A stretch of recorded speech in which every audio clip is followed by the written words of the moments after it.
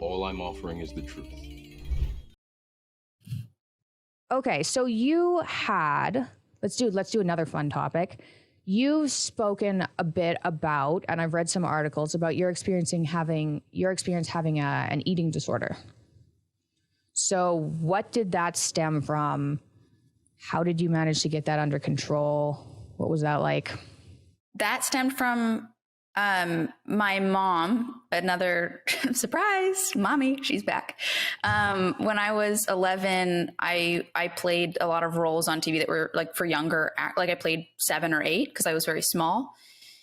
And one day I felt like a lump in my breast and I was very scared. I thought like, oh my God, my mom had cancer. Now I have cancer. I'm only 11. How can I have cancer? And I go to my mom, I'm like terrified. And she goes, oh no, you don't have cancer. You're just developing breasts. And the only thing that would have been worse for me at that time than like hearing that I had cancer was hearing that I was going to have breasts, because growing up meant that I would not be able to pay my family's bills. My mom was always very vocal about like, it's good when you play younger roles. Who knows what your career will be like once you can't play these younger roles. Like we need to get you on a hot streak while you're prepubescent, that kind of talk. Yeah. So I thought, okay, I said, okay, well, what can I do to not have boobs? And my mom said, well, there's this thing called calorie restriction, which is anorexia. And we it really felt to me like we were in a buddy comedy, like doing the hand jives and then like eating 400 calories a day. Like it felt like the happy montage in a movie, only it was this very sick and disturbing situation that I wasn't aware of because I was a child. I wasn't aware that my mom was teaching me anorexia. You know, she gave me stacks of diet books. She weighed me. She measured my thighs with a measuring tape to make sure that they weren't bigger than previous weeks, like very intense stuff. And I just thought this was normal. And when she would tell me not to tell my friends, I thought it's because we have such a special relationship. It's not because she's doing anything bad. It's because like, yeah, other girls wouldn't get it because their relations with their moms are just like weak. We're golden.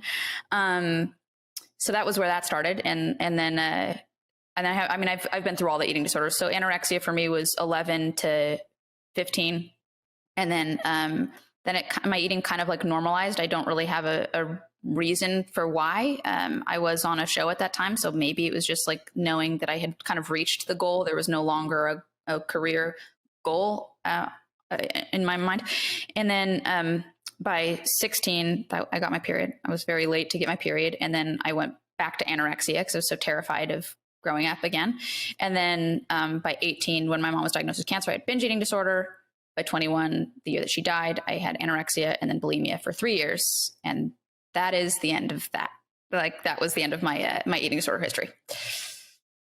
That sounds unpleasant. In a word, yeah, totally. Okay, so how are you doing now? And did you get it under control? And how did you manage that? It's another thing that I attribute to DBT, that type of therapy that I mentioned earlier. I really think that specific type of therapy changed my life. I've never heard of that.